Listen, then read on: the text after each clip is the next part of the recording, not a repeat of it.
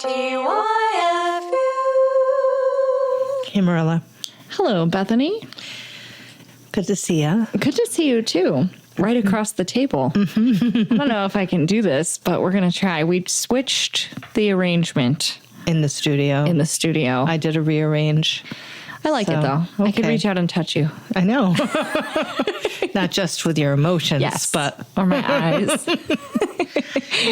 Okay. We're back. We're back. We're back at it. We got another episode to do.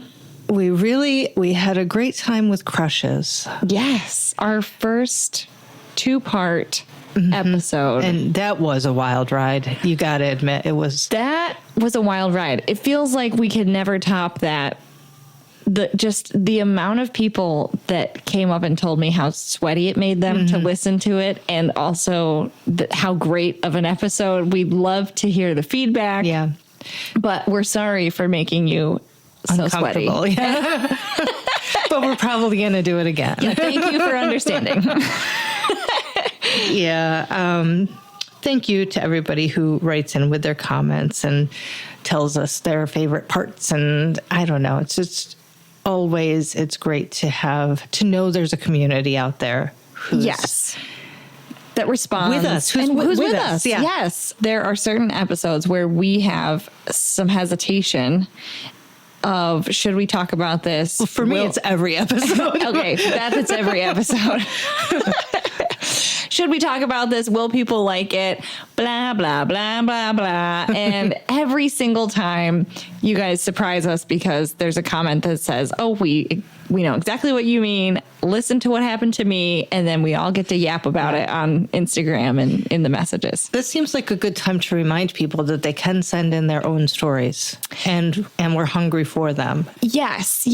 So we don't want to just talk about our stories on this podcast. We would love to hear not just your suggestions for episodes, but your stories as well. So if you have a story that you think should be featured on an episode, then send it to us. You can do it in the DMs. You can do it over email. You can call us at the stores and just, walk in if you're local. Yeah. Tell us about it. We want to know what's going on with you and what shocking things have happened to you in your place of business.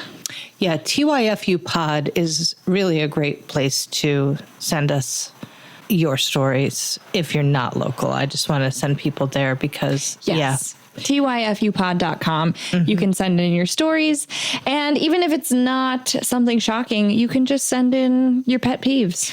Can I just add one thing? If you do send us your story, be sure to tell us if you feel comfortable sharing it publicly. If you feel comfortable sharing it publicly without your name, we can do that.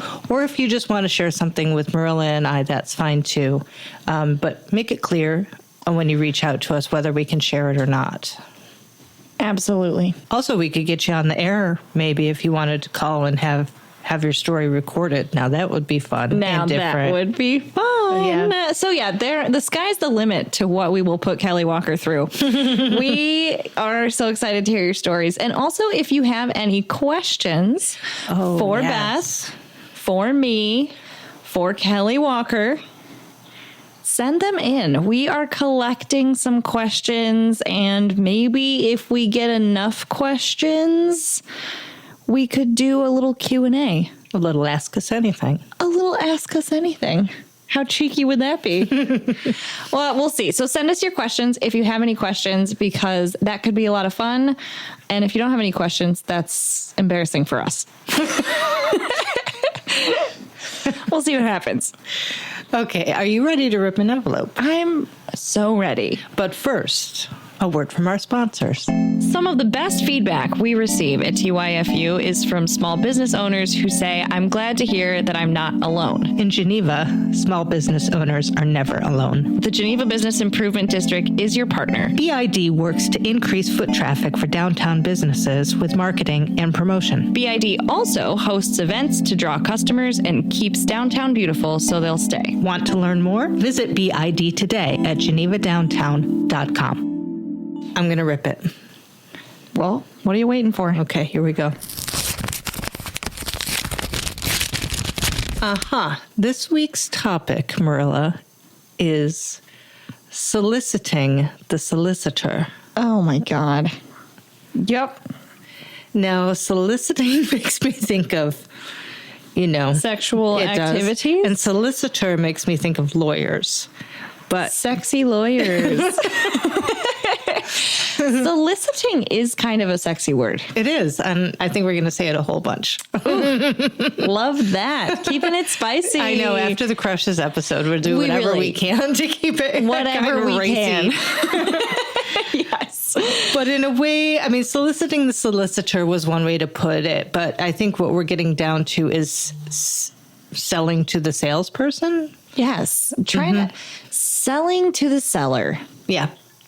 There is a moment when I'm behind my counter and somebody comes in and I know immediately they're not going to buy shit. No. They're not buying anything. In fact, they want me to buy something from them. Yeah, and you know immediately that you're not going to. Immediately. We are here to unpack that uncomfortable interaction that happens again and again and again and again forever until we die.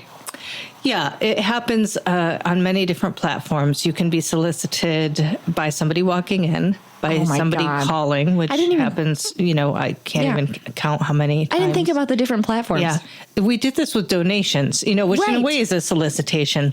But in this case, somebody is trying to sell us insurance. They're trying to upgrade our POS system. They're trying to get us to carry their product. I mean, there's a million different things that we are approached with in a million different ways, like through the mail, by phone, via email, in person. But you started off with the person walking through the door, and I know what happens in my store. I want you to tell me what happens in your store. How do you recognize them? What's your first clue? I can smell it. Okay, there is a smell, and the door opens. I almost don't even have to look. I can smell it. I can feel it in the air. The atmosphere changes. Mm-hmm. Somebody walks in, and usually there is an air of confidence. And this is going to be a really weird episode to do because I am a seller. Yes. It's a weird There's so thing much to be criticizing these tactics because I utilize them all myself in a way. But when someone comes in and they sidle up to the counter, there's always like a sidling situation, and they go to usually I can tell because they'll just ask me how my day's going. Like, they beat me to the punch sometimes. They'll be like, how's your day going today? Okay. What do you want?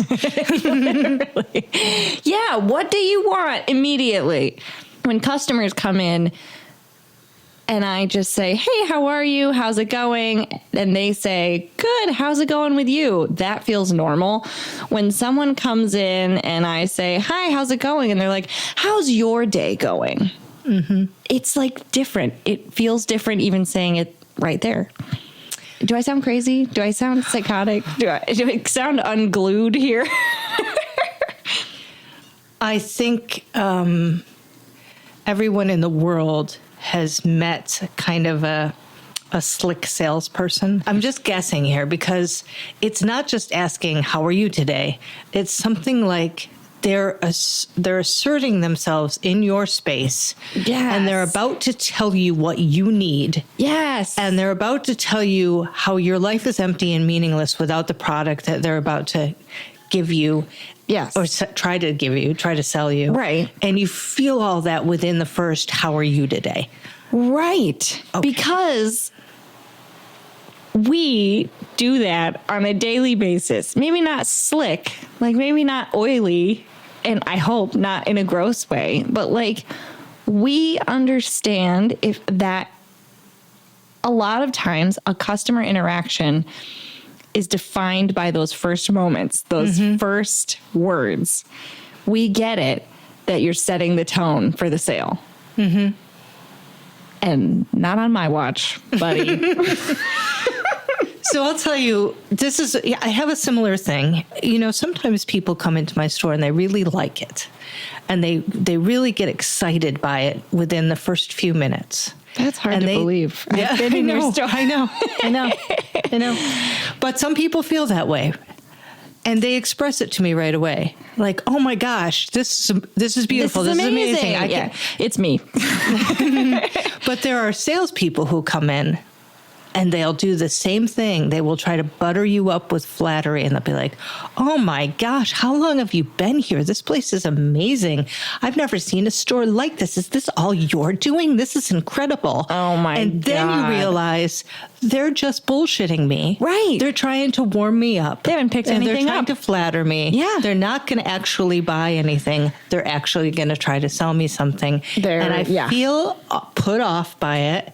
And then it makes me suspect of every legitimate customer who comes in, and they're like, oh my gosh, the store is beautiful. I'm like, what do you want? What are you going to sell me? Get out of here. Scram. Go on, scoot.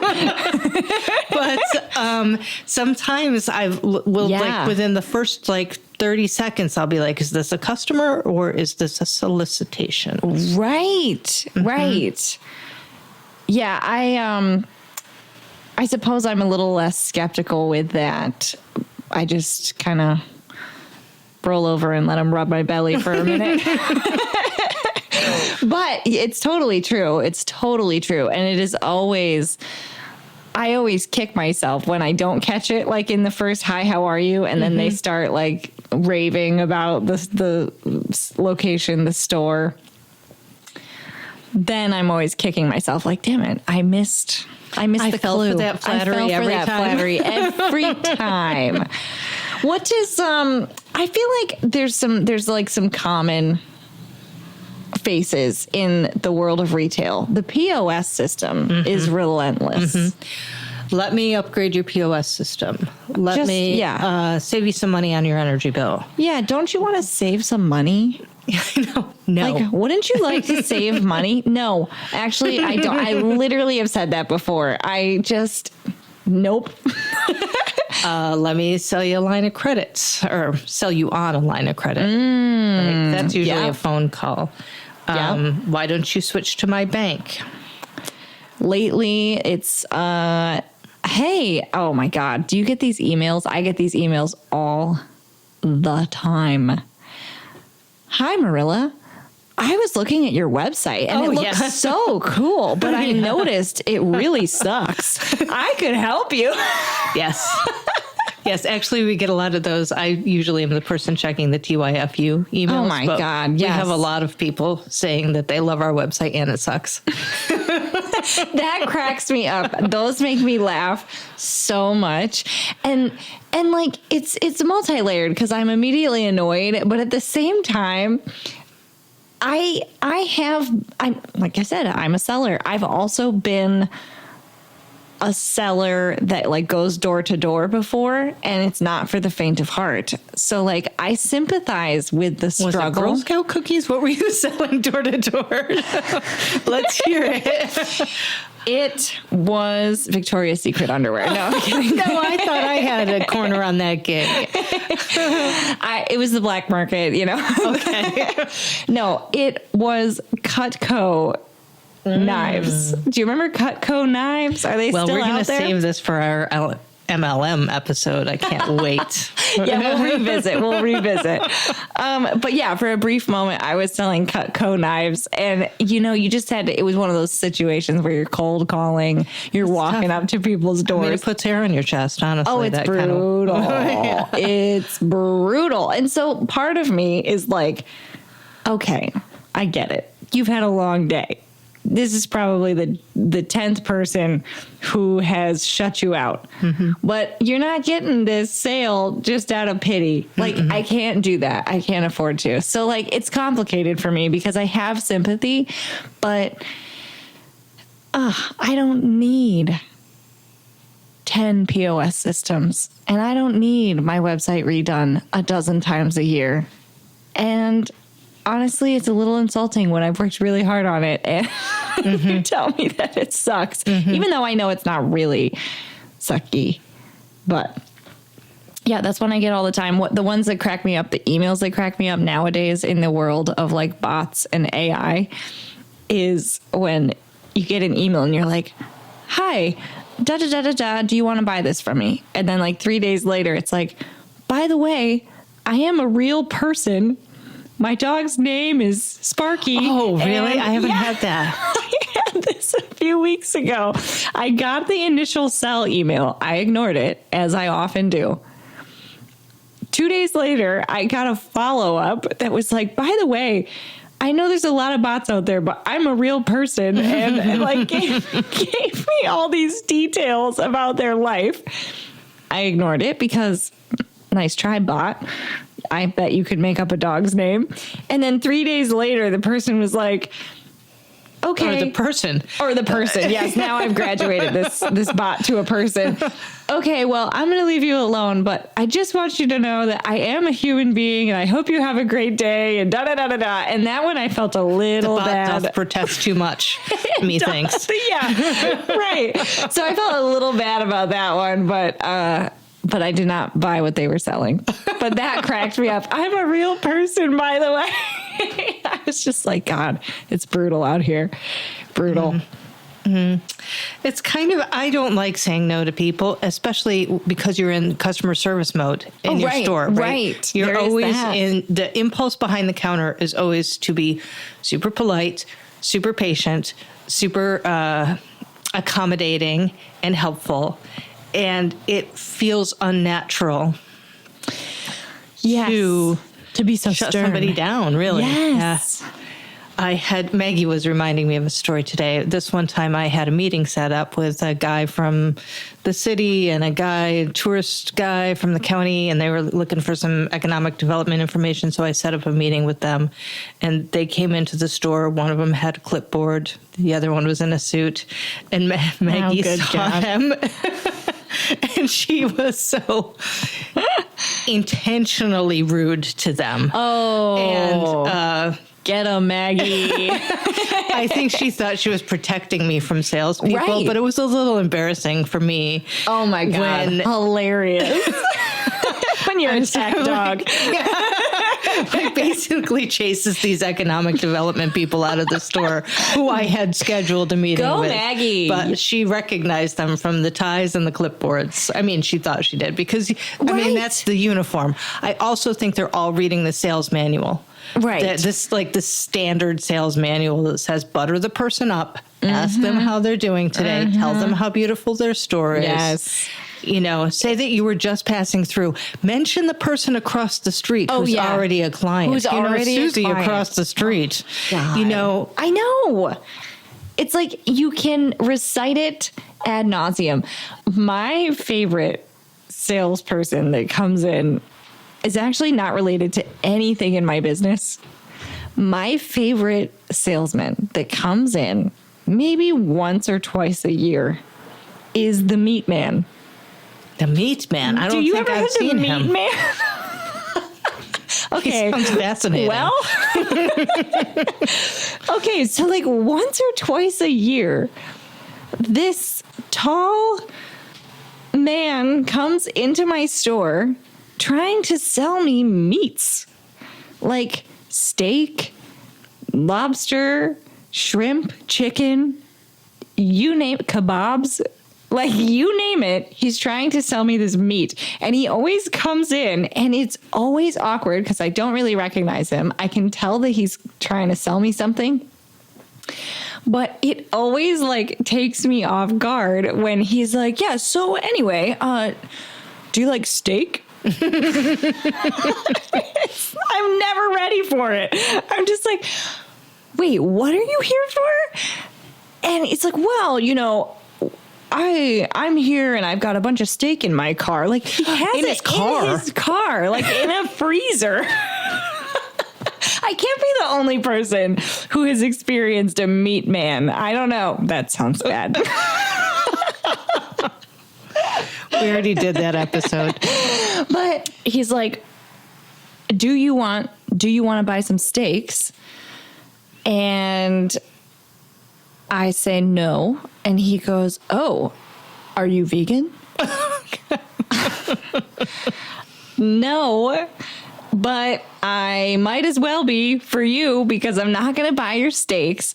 And I think one of the times, and I don't think it was the first time he was ever in, he asked me if I was vegan, and I said, today I am. Yeah. So, like, that is one of my least and most favorite salesmen that come into my store because he's just out here peddling his meats. I wouldn't buy meats. Like, even if I have eaten a steak, in my life here and there. You dabble. Even if I was the type of person who would buy a steak out of a trunk. This is what's so funny about the concept. I'm at work. You're at work. Where are you going to put out. Where am I going to put all these steaks? Mm-hmm. It's bizarre, but it's my favorite thing. Like, who is this guy's boss? Like, who is sending this man out with shrimp and steak and chicken to just peddle his wares around town? I don't know, but apparently it's the best tasting steak that anyone has ever had. And well, there is some weird stuff that people walk in and try to sell you, though, like carpet cleaning spray. Ooh, have you had that spray? Maybe I have had this spray. Yes, maybe I did have that. Yeah, I mean, I get a lot. There was a young woman who came in and she had done some original art, and she was trying to fund something. Right. And I don't think she came in because we were a frame store. I think she was just going door to door selling her art. Did you? I don't think so. Get that? It was kind of like so. marker art. And Maggie, as mean as she is, was the employee that day who took pity and bought some art. Oh, yeah, because that's sometimes the thing. Like if you have multiple people working, it's like, who's going to crack? I know. Who's going to crack? Yeah. I don't know. Like insurances, window washing. I can't even think of other things. Oh my God. I did fall for a window washer. Mm-hmm. Yeah. He's a very quirky individual named Paulie, let's say. Let's say. But I love him. He's an older guy. He has some trouble getting around. He says he's been window cleaning. Put him on a ladder?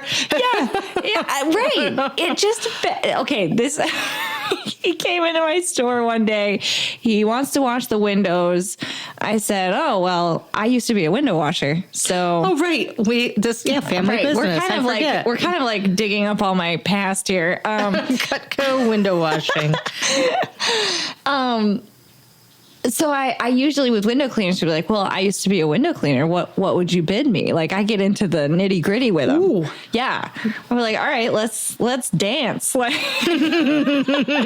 so this guy's like, well, I do this and this and this and this, and I've been doing this for 30 years and I'm the best in the biz and da da da da da. And I just loved his vibe was so funny and so overconfident.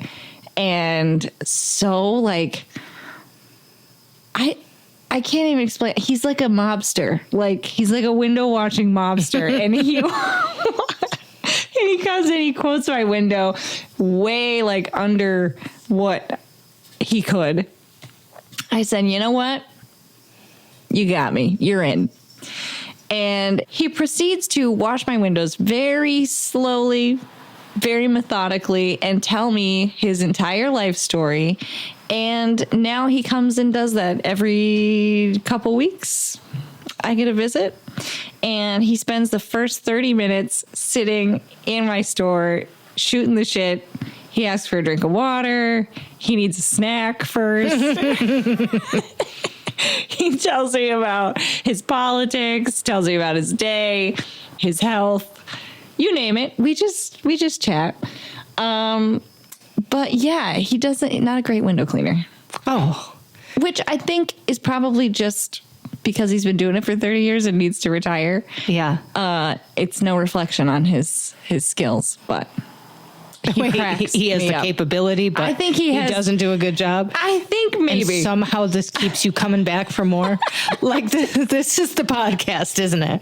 Yeah, right? Yeah, it's just, he cracks me up. But yeah, I wasn't even thinking of I wasn't even thinking of Polly when we started this episode. But yeah, I fell for that solicitation, and it brings me so much entertainment every couple weeks. Mm-hmm. And the window cleaning for the show, not for the service. I'm really paying him for the show. And the other day, and he calls us too, and he updates us on his life. And the other day, he just called to tell us that he scared some robber off. Yep, from your store. No, just his own personal. Somebody trying to steal his window cleaning stuff. Yeah, security services. Yeah. So he's a very colorful individual. So I can't say that I never buy anything from solicitors because Polly comes every couple weeks. The story of you're kind of an expert in the field of window washing. You have a family business. You've had experience doing it yourself. You know when a window is washed properly. Right. You know the value of a window wash. Right. It reminds me, because I deal in used and rare books, it reminds me of when people want to sell me their books. Oh, right. And explain to me the value. You got your own little Pawn Stars situation. Right. I don't want to get too deep in the weeds on, something that's super specific to my business, but I do want to give you a quick example of, say, somebody having a book that I feel is fairly run of the mill. Right. Fairly ordinary. Right. And someone will bring it to me in my store and I will say, this is what I think of your book. And they'll tell me, well, it's going for $500 on eBay. Well, and I feel like, no, it's do you not. think you're going to undermine 25 years of my experience in this field by telling me that you saw it on eBay for $500? Right. And just because somebody has it listed for $500 on eBay doesn't mean that it's going to sell for that. If it was going for that, it would be gone. Right. Right. So true. You can't tell me. I mean, you can tell me what the book is worth to you. Right. But you cannot tell me what the fair market value is. I'm the expert on that. Right. So when people come in, and try to sell you stuff, that's a whole nother part of it too. We get approached by people that want to sell you books. Yes. I get approached by people that want to be vendors, and sometimes it makes sense. Sometimes it doesn't, but it never helps if you come in acting like I'm an idiot. I know, people come and be like, I've got a great opportunity for you, Marilla. You'd be a fool not to carry my X, Y, or Z. And I don't like that. I don't like it either. Because I don't like that much. There are people who've literally never been in my building before. Right. And they're going to tell me what's good for my business. I really find that off-putting. I'm going to say it right now. It is not the best sales strategy. I do not experience FOMO the way you think I do. Yeah, it's wild to see the different tactics. And yeah. Have you ever had to go door to door peddling? I think the only time was for literally Girl Scout cookies. I did do that. Girl Scout. Yeah. Briefly. Did you get a badge for that? I'm not much of a joiner. I'm not. Yeah, right? Yeah. So. Well, you were young and cute then. Cuter. Yeah. Cuter. Well, now you're older and beautiful and wizened. Steamy. So one thing, though, about when people come in and try to sell you stuff, and I don't know how you feel about this. I do try to be very patient with people who want to get their product into a store, but don't necessarily understand the difference between a wholesale price and a retail price. And oh, boy. It's very difficult when someone comes into the store and they're like, I'd like to sell you this for $7 and you can sell it for $8. They're for the square footage that your product is going to take up, I need to be making some money on it. Exactly. Yeah. And I can't be losing $7. Right. And I don't think they understand all the other costs that are associated with selling. There's way more cost than the literal cost of the product that we have to account for. And we don't have to have a business lesson. But sometimes I feel like Yeah, you we don't do need lessons on this podcast. So you try to be patient and explain the way that retail shop You're a better works. man than I am, Beth. But I do feel a little bit resentful. Like maybe somebody could have done 2 minutes worth of research. I explained nothing. You do? Not Really? a thing. Nope. Not a thing. If somebody comes in and pitches and I let them do their sale. Like I'll let them like pitch their pitch because of course, like I'm doing the same thing every day. It's a jungle out here. But if you are going to tell me that you're going to sell it to me for $5 or $7 and I can sell it for $8, I'm going to say, okay, I'm going to think about that. Have a good one. Finger guns out the door. Interesting. I'm a lot more of like, no, because. Nope.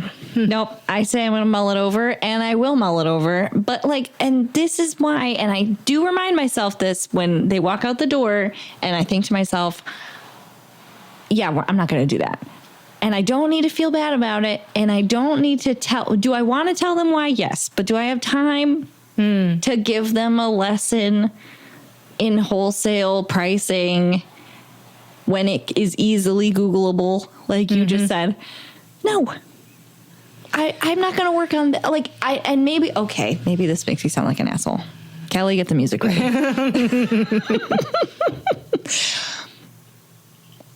I don't work for that person. And it's not my job to work on their business and their business plan. And it's not my job to, like, if they're a friend, sure. If we're really jiving, I'm not saying I never, ever will ever tell anyone, give anybody advice.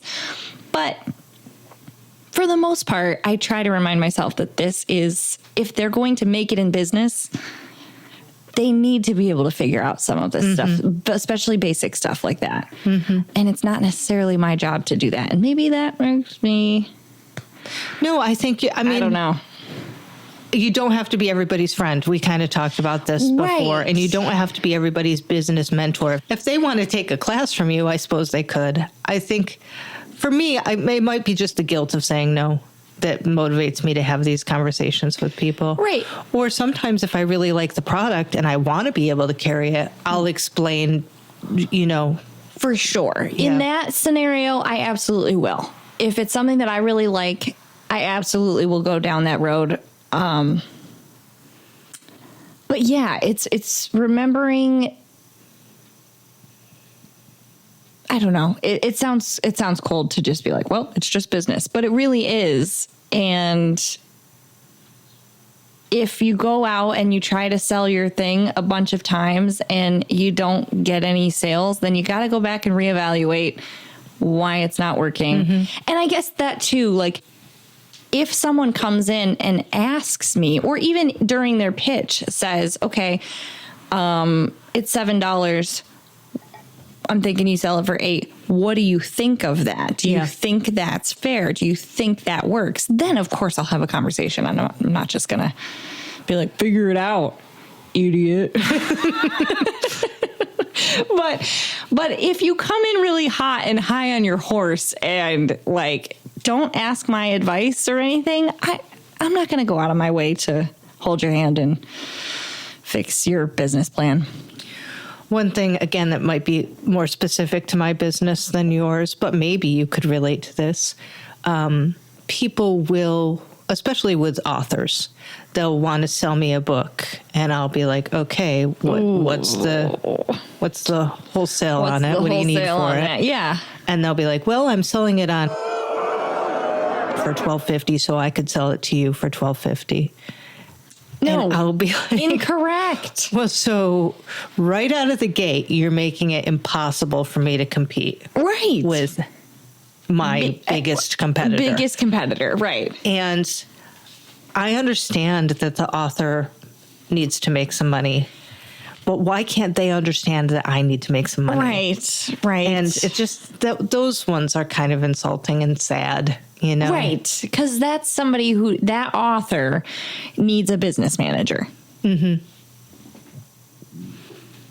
That's somebody who really likes to write books, but is not really interested in the business part of it. And that's okay. You don't have to be. And I think that's sometimes where I run into it a lot is with creatives that really just like making and really like creating art or a gadget or something beautiful to look at.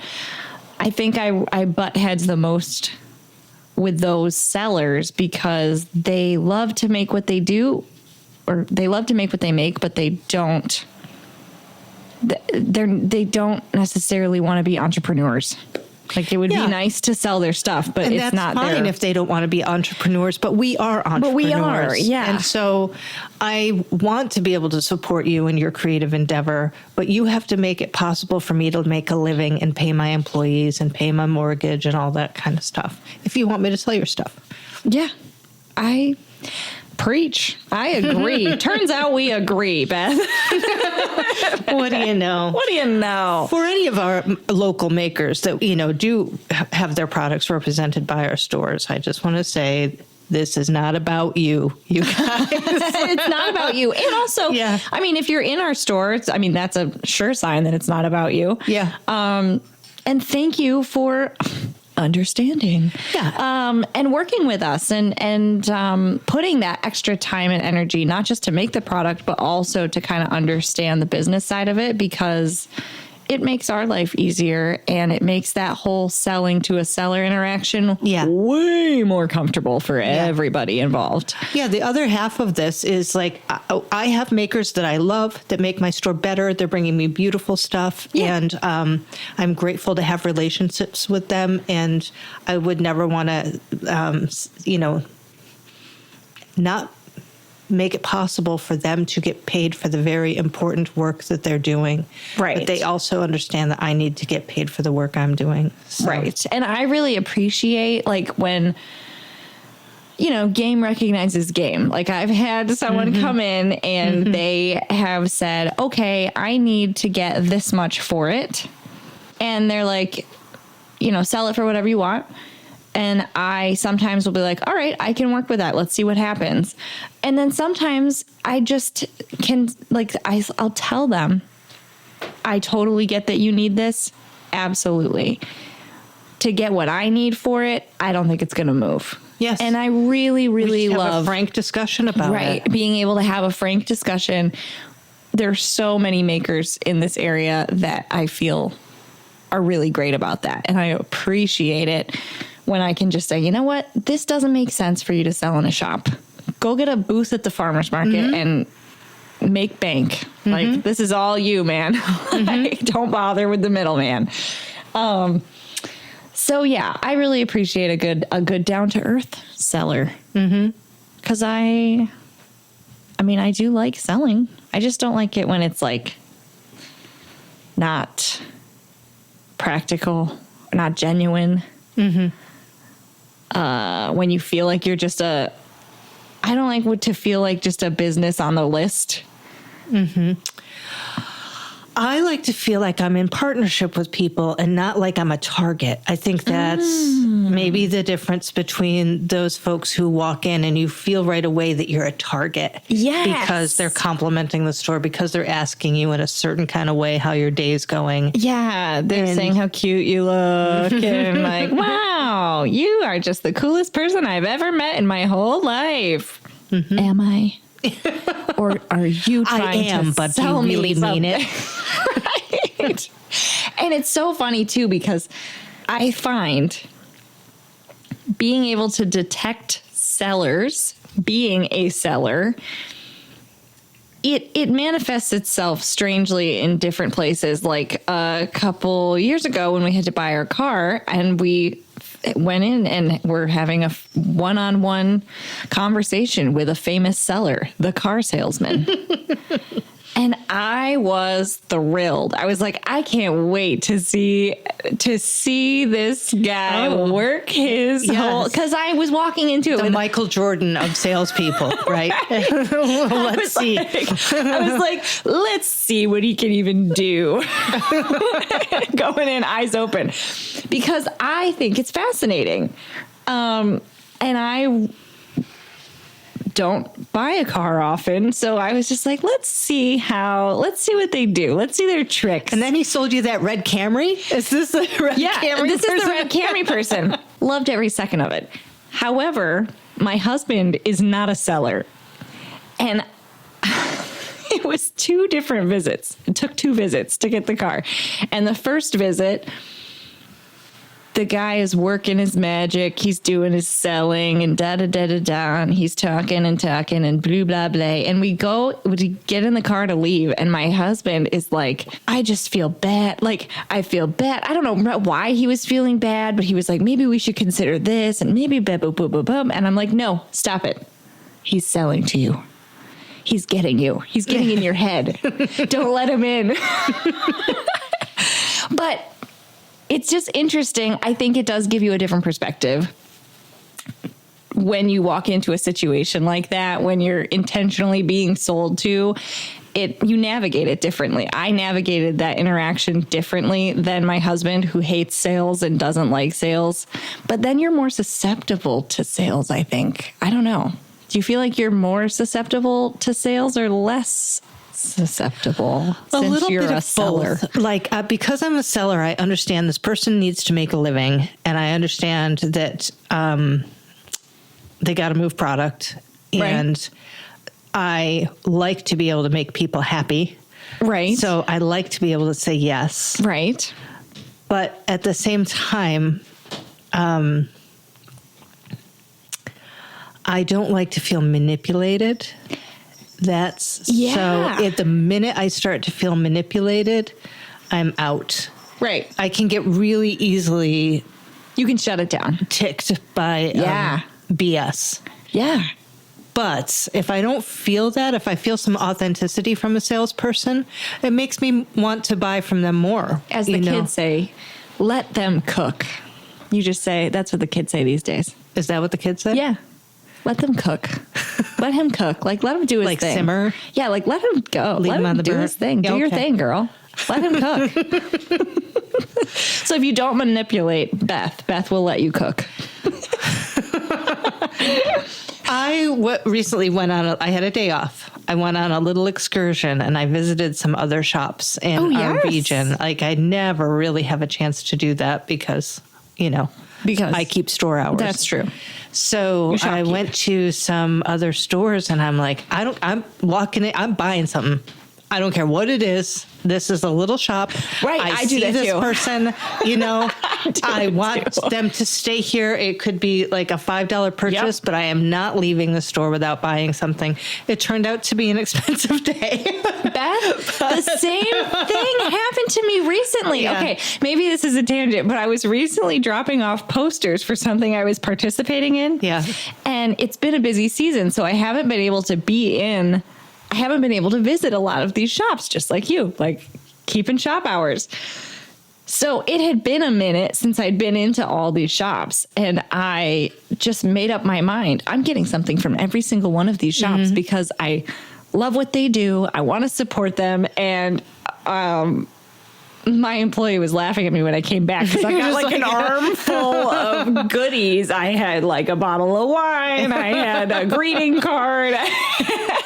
Like, it was such an expensive poster run. But yeah, I don't know, maybe we're control freaks. I like to be in control of when I get sold to and when Oh, interesting. I don't know. I don't like to be surprised with sales. Manipulated. It goes back to that. You already said it. What am I doing? I'm just repeating it. Sometimes in my own store, I feel myself sounding like a salesperson and like sounding like, well, I'm only going to have these for a limited time, so act now. Like that could be true. I hate it. Oh, I know. I hate but sounding like a have to say salesperson. it.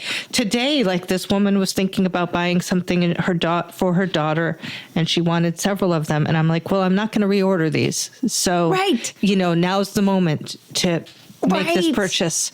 Or, I'm up selling somebody an upgrade on something because it really is better for the money. Right. And then I sound like for $20 more, you could do a da-da-da-da-da-da. I hate that. Gross. So I ended up, sometimes I feel like I shoot myself in the foot by, I don't know, being so worried about sounding salesman-y Yeah,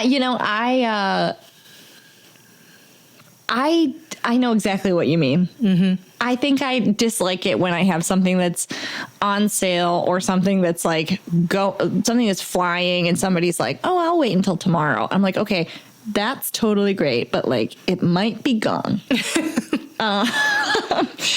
So I don't like having to say that, but sometimes I find a little trick for me when I'm upselling somebody. I just kind of let them in on it, and let them in on the sale, kind of, sort of. Like they'll be getting a bath towel, and I'll be like, what would be nice with this bath towel? A bath bomb. And then we can both laugh about it and kind of acknowledge the elephant in the room. I don't like it when it feels like there's an elephant in the room and that's the sale.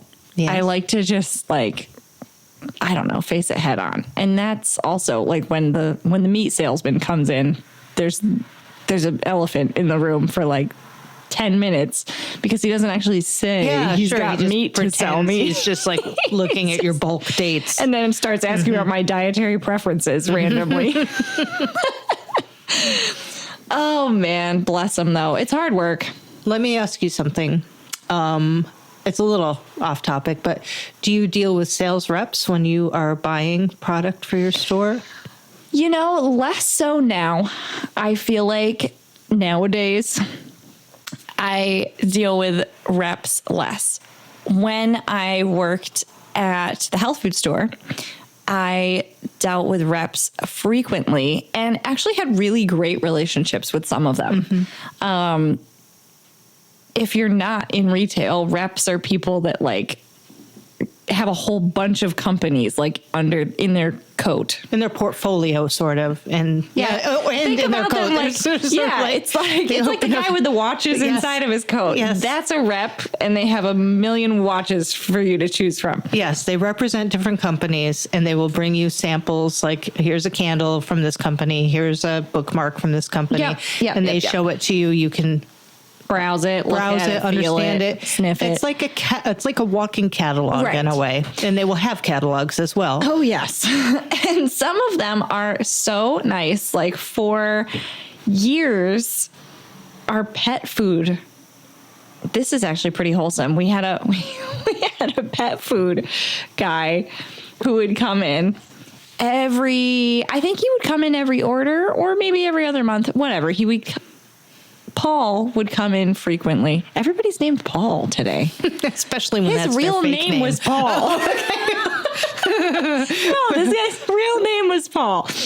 And what a dear. He was so sweet. He would come in. We'd always get to see pictures of his dogs and his cats. He would tell us how his kids are doing. We would always catch up. We'd be yapping for like an hour. He would leave us like one little sample, nothing too much, and then he'd be on his way. And I saw Paul for like 10 years. Yes. Consistently. And then I hadn't seen him in 5, 6, 7, maybe 8. And he came into my store recently. And I knew this guy, but he came up and he was like, "Listen, I don't know if you're going to remember me. You were pretty young when we met." And it was so wholesome to be able to reconnect. He's still doing good. He still has his dogs. So yeah, I deal with sales reps less frequently than I used to, but I recently reconnected with an old flame, Paul, the pet food guy.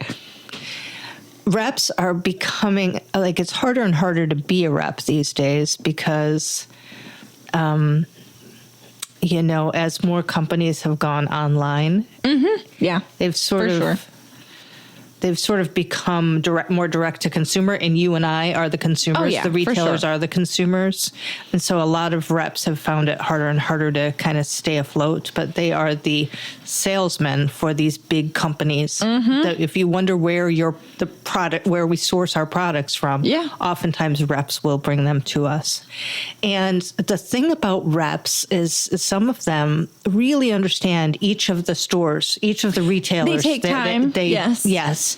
And I'll have a rep be like, I saw this. I thought of you. I thought of your store. That's nice. They will be careful that the product that they sell to me isn't also sold to Marilla or Yvette or any other of the gift stores in the region. They'll be careful not to, they'll give you zip code protection and make sure that you're not selling the same thing that the guy down the street is selling. Right. And so I feel badly when, for whatever reason, a relationship with a rep ends because either the company that they represent has done away with the position. They don't want to work with a rep anymore. Or because it's easier for me to go online and order it direct from the company. I know. You know, I have one other very wholesome rep stories on my side. I have one other rep that I worked with at the health food store and spoke to her every week for 10 years. And then when I started my business, I knew that I was going to work with this company. And we had like a little mini reunion, and now we talk like once a week again. But she's known me since I was like 17. So she's like, she's a very long-standing relationship in my life. And I don't know if she listens to the podcast, but it's just funny that sometimes they're around for so long. Yes, they get to know you. To circle it way back, they really, some of them really get to know you. So those kind of reps are okay in my book. Those sellers. I'm going to mention a rep just in case, on the off chance that she ever does listen to the podcast. I had a rep named Diamond. And she worked for a frame wholesaler that I often bought from. And one day I called to reorder some frames. And I asked for Diamond, and I was told that Diamond no longer works at the company. I'm like, oh my gosh. What have you done with Diamond? Yeah. And turns out that the frame company was absorbed by another frame company. The worst. And Diamond's position was eliminated. And I never got to say goodbye to Diamond. What? And I was so outraged that I vowed to never buy a frame from that company again. I never have since I lost Diamond, and I never will. Betrayed Diamond? Now they don't have a rep at all. They just, sell online. And I understand, company, you had to make your decisions. Big frame company, you made your decisions. But I'm loyal to Diamond. There's Big Pharma, Diamond was and then there's the only reason I was showing up. And what about Big Pharma? There's Big Pharma, and then there's Big Framing. And, I know. They're just... So I doubt Diamond is ever going to hear this podcast. But if she does, I would just like to say you were great. I miss you. And I'm on a campaign of vengeance. Yes, for you. We will avenge you, Diamond. I was realizing as you were telling that story that as with many of our episodes, we have come full circle. We started this episode totally bitching about people that come in and sell to us. And now we are almost in tears over how much these people that sell to us. How much we love and treasure these people that sell to us. Yeah, I mean, there's always an irony on... What a ride. It's always some kind of surprise. I'm going to tell you one more story about a rep. Please do. That fell in love with you. No, that's not how this one goes, strangely. I don't believe it. No. But tell me your lies. I had a couple, a man and a woman, come to my store. It was late in the day. I was on my own. They seemed very enthusiastic about the store. They were shopping. The man came up to the counter and asked me if he could use my bathroom. Okay. 1 point against you. Right. Generally speaking, I do not have a public restroom for many reasons. Right. It's a whole other episode. But I don't know. I just felt like, okay, I mean, if felt like he's a you really had to customer, he has to go. There's nothing else open right now. I'll Right. make an exception. So I showed him the bathroom, and then I didn't see him for a long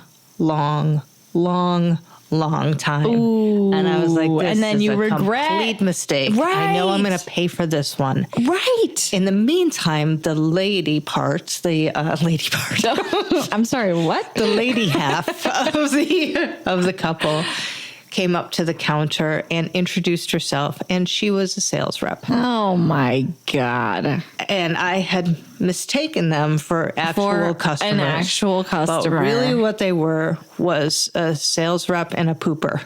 A sales rep and a pooper. The worst combo. So she gives me a pitch, and strangely enough, it was a product that I had my eye on Oh, well. and was already considering for the store. There you go. But how do you focus when the guys in the back bombing submarines? Right. So I took her card and they left. And I was like, I cannot go in my bathroom for many hours now. I'm going to have to. You have to burn the building down. Not go in there. And so I held off for as long as possible. And then I went into my bathroom and there was poop in the toilet. Stop. And there was poop all over the toilet seat. No. And there was poop on the back of the toilet. And I'm like, you have got to be kidding me. Stop. This is ridiculous. Like, this is the grossest thing. And this is, by the way, why you don't let people use your bathroom. Right. If you don't have to. Again, we're not a podcast for advice, but every now and again, a little kernel of wisdom. So then I had to get out the bleach, obviously, and go to town on the thing. My God. Okay. Not to get really down into, not to really, I mean, we're just going to dive right in.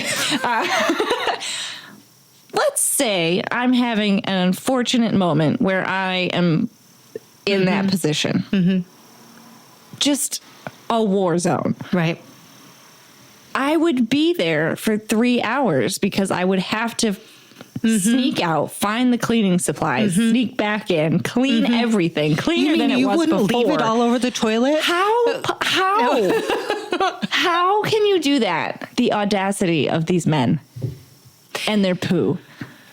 So the thing is, this product that this woman was selling. Oh, yes. Back to the back to the selling. After I saw what had happened to my bathroom, I kept her card and I wrote on it, poop, right? Because I wanted to remember. Right. Never forget. Ever buy anything from this person. Kind of like a famous battle in a war. Like you have to commemorate it. Never forget. Like the put a Battle of stone. Waterloo. Yeah, right. There's a plaque. There's a plaque. Oh my God. I felt conflicted about this, Marilla, because I liked the product and she was not the pooper. Right. But I didn't want to see this product for the rest of my life, and every time it comes through the register, be reminded of this poop event. Poop explosion. And so did I want to punish myself and not bring the product in, which was appropriate for my store? Little. Did I want to punish her and not bring the product in because the man she was with pooped all over my bathroom? Beth. I don't know. Like, Beth. What? Yes. It was just a trauma response, and it's okay. You have to deal with this the way you need to deal with it. Everyone needs to process their trauma the way they need to process it. And she sent me a follow-up email. No. I'm laying in bed at night thinking about what I'm going to respond. Oh, my God. I decided not to respond. She called the store. No. I was not in the store when she called. Oh, my God. So she left a message. Thank heavens. I laid in bed at night thinking about what I was going to say to her on the phone. I did not call her back. Yeah. She called the store again to follow up with me. Oh, my God. How persistent. And then I was like, now it's not about the poop. It's about how you can't take a hint. Right. And also, you can't. I mean, I'm sitting here thinking, okay, if my buddy disappeared in the bathroom for 30 minutes, when we got in the car, I'd be like, did you just blow up their bathroom and blow up my sale? Like, maybe she was a different woman than I, but. Well, she must have been, because I absolutely would have, I would have put two and two together and never showed my face there again. Well, when she cornered me on the phone again, you know, and she leads in with a strong pitch about the product, and I'm just listening, and I'm thinking, am I going to tell her about the poop finally? Yes. Am I finally going to Yes. say something about the poop? Yes. And she's like, well, did you get a chance to look at the catalog? And I said, yes. This is the moment. And she's like, did you look on the website? And because I really think the product would be great for the store. It'd be a great opportunity for you to get in the store. Blah, blah, blah. And I just said no. I just said no. I'm not going to take the product. See, I'm what not interested. Would have said. Yes. Now, because I can still call her. I still have her card. Okay, great. Does it still have poop written on it? Yes, it does. Yes, it does. Please frame that. In thick marker. The moment she asked, have you had time to look at the catalog? I would have said, no, I'm sorry. I was a little sidetracked because I was so busy cleaning up the tidal wave of poop in my bathroom. And I would have left it at that. So speaking of reps. Speaking of reps, I just love that. Do we end it on a poopy note? I love that. Well, I think we'd try to rise from the sewers and say something positive for an end note. Would you have any advice for people who want to sell to us? What should they know?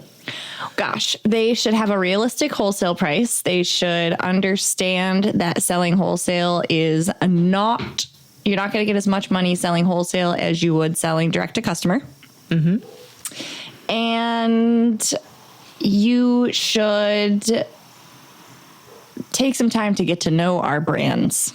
Mm-hmm. Take some time to understand who we are and what it is we offer, and understand whether or not your product will or will not be a good fit for us. Yeah, and maybe to the insurance and the POS salesman,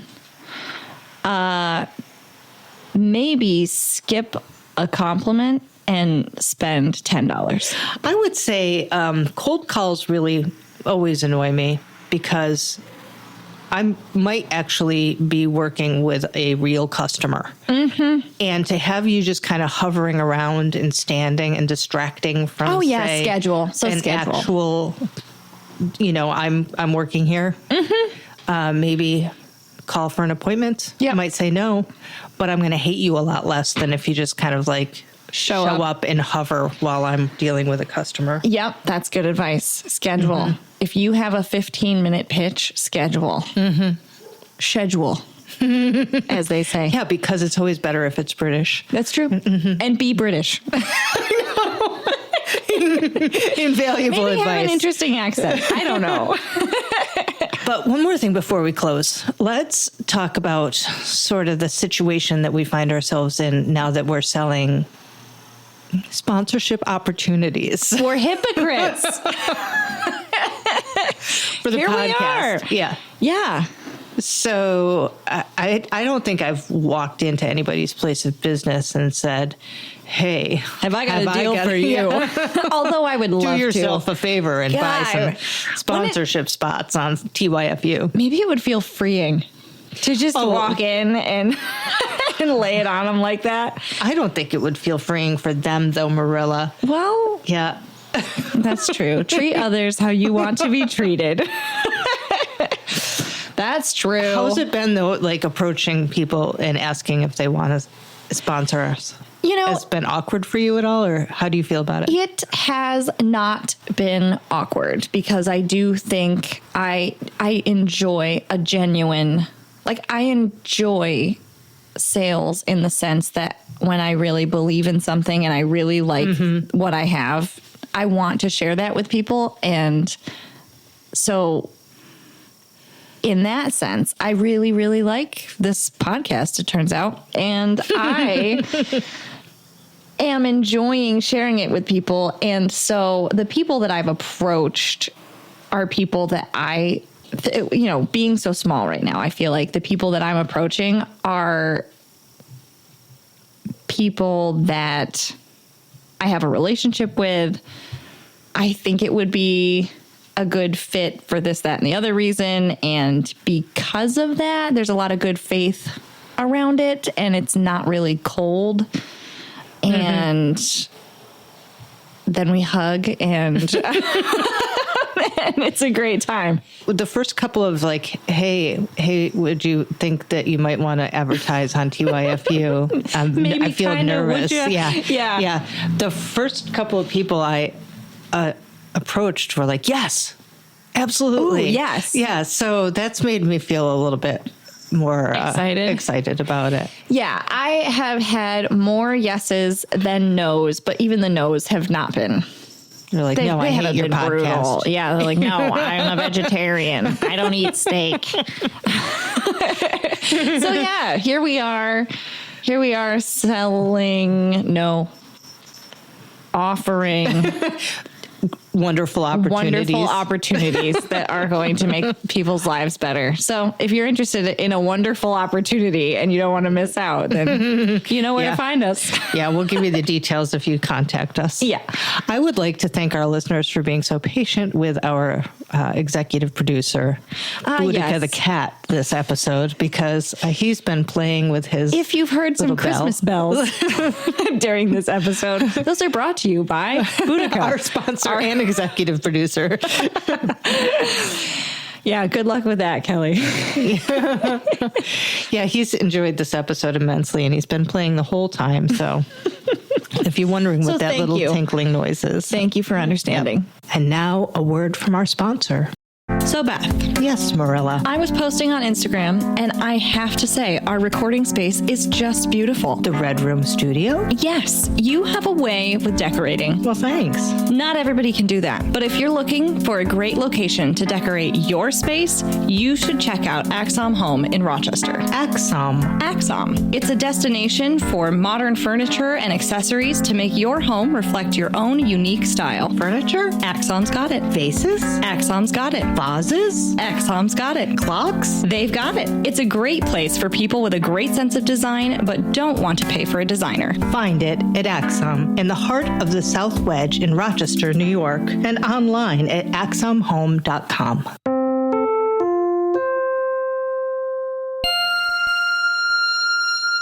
All right. 5-star review. Shall we? Mm-hmm. Now, we have talked for a little bit about wanting to give this business a 5-star review, but I refused on the basis of having never been there. This is true because Beth is honorable and has the integrity of... That's one thing I'd like to point out, though. Nobody is paying for 5-star reviews. It's not like sponsorship. That's true. That's true. These are legit. No one has bought us off. Maybe they've bought Marilla off. Maybe they're bribing us. Wink, wink. Wink, wink. What do you got? But sponsorship is one thing. 5-star review is a wholly other thing. We just do that because we like to support other local businesses. Yes. So we try to make sure that we've both been there. We both like it. And I heard through the grapevine that you have recently been to this business. Yeah. I went to Seneca Falls. I stopped into several businesses, but first and foremost on my list was Blush by CV Designs in Seneca Falls. Yes. Christine is the owner, and she was on our very first episode. Yes. Remember that? Our inaugural... 25 years ago. 25 years ago. It's amazing that we're still friends after all that time. No, it was last year, and she did a great job. It was the Copycats episode. Oh, it was a good episode. So if you haven't heard it, go back and listen to Christine on the Copycats episode. We love it, but we're not here to talk about that. We're here to talk about Blush. For sure. Yeah, it was nice. I expected it to be nice. I follow them on social media. I think Christine is a real pro. You know, she knows her stuff. She knows how to sell good quality things in a small town. So I admire that already. Right. Game recognizes game, as we say. Game recognizes game. I describe Christine's store as a small woman-owned home goods, TJ Maxx almost. Like if you want to go and have a similar experience, but have it be a small woman-owned business, you can go into Christine's store. You can find clothing. You can find furniture. You can find throw pillows, candles. I bought a candle. Ooh. Yep, and a little soap dish. Oh, a soap dish. Yep, and I thought about some jewelry. There was some nice jewelry there. Jewelry, and like little just beautiful props and knickknacks and trinkets, seasonal stuff. And it was sunglasses. Yeah. And actually, Marilla, I didn't mean to mention this, but here we are. I actually had a little bit of an accident on the sidewalk in Seneca Falls, and I really banged myself up pretty badly. What? Yes, I know this is. I'm going to try not to make this a whole tangent. Okay, but I was badly bruised. Okay. And I was shaken after this accident happened far, far away from Blush. Not on their sidewalk in any way. I was parked in front of Blush, and I just stopped back in and told the girls what had happened, and they were so compassionate to me. And they sat me right down behind the counter. Christine's like, "Do you need antiseptic? Do you need a Band-Aid? Can I get you something? Can I get you a cool cloth?" And they gave me a place to like settle down after this happened, which was above and beyond shopkeeping. The gals that work there are wonderful. Christine is wonderful. Her store is like walking into a dreamscape of cute, curated things. And she even has these cute little trying rooms if you want to try on some dresses, if you're looking for a dress for wedding season or something special. Check them out. We chat about the biz. It is the way it is. Thank you for understanding.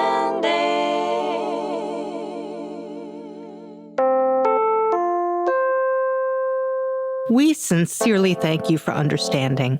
Please visit us at tyfupod.com to learn more about the show, share prompt ideas, or tell us about your own small business experiences.